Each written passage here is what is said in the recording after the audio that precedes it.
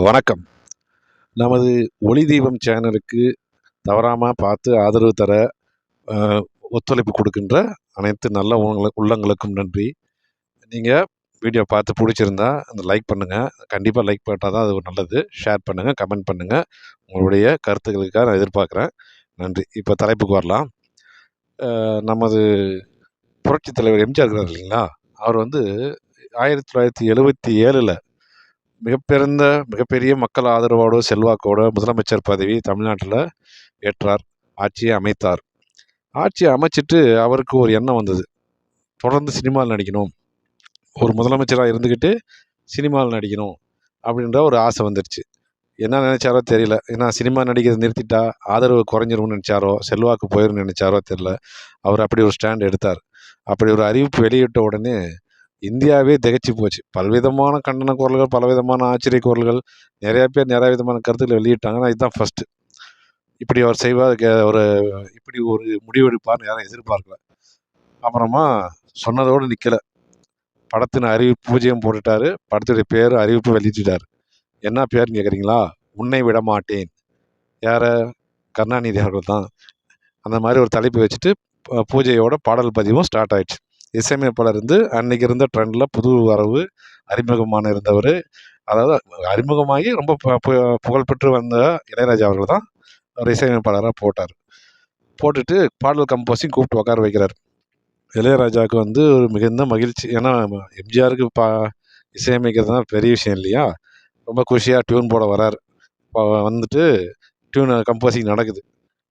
இப்போ பாட்டுங்கள்லாம் போடும்போது எம்ஜிஆருக்கு ஒரு பாட்டை ஓகே பண்ணுறாருன்னா அது சாதாரணமாக இருக்காது. ஒரே சுச்சுவேஷனுக்கு 100 பாட்டுக்கு மேலே 100 டியூனுக்கு மேலே போட்டு அதில் ஏதாவது ஒன்று செலக்ட் பண்ணுவார். அது கூட நிரந்தரம் கிடையாது, எப்போனாலும் மாறலாம். அந்த மாதிரி பல நேரத்தில் அவர் தான் அப்படி தான் செலக்ட் பண்ணுவார். அவர் பாடல்கள் சிறப்பாக இருக்கிறதுக்கு இதுவும் ஒரு காரணம்.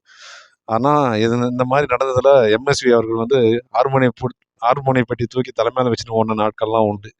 அப்படி அதிகமாக ரிஸ்க் எடுத்து தான் அவர் படத்தில் டியூன் ஓகே ஆகும்.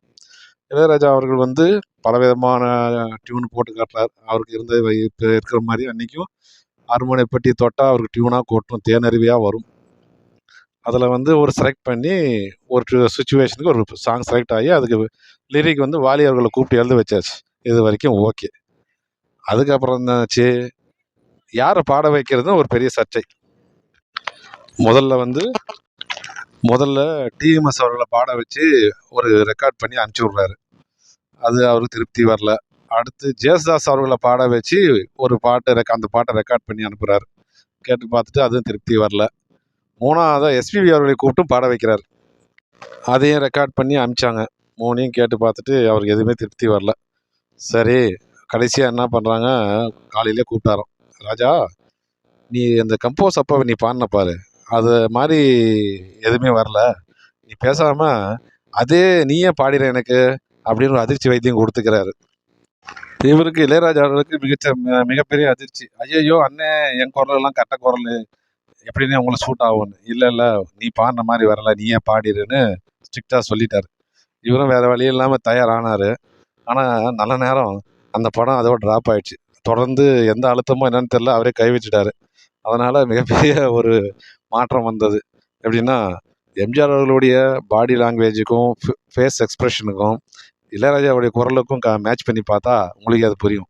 நான் கற்பனை பண்ணி பார்த்துட்டு கொஞ்சம் ஒரு மாதிரி ஆயிடுச்சு. அதனால் நிறுத்திட்டேன். நீங்களும் அந்த மாதிரிலாம் எதுவும் கற்பனை பண்ணாதீங்க, ரைட்டா? அவருடைய குரலுக்கும் இதுக்கும் ஒத்து வருமா இல்லையான்னு தெரில. ஆனால் எனக்கு ஒரு காமெடியாக இருந்தது. அதனால தான் அதை உங்களுக்கு சொன்னேன். பிடிச்சிருந்தா ஆதரவு தெரியும். நன்றி, வணக்கம்.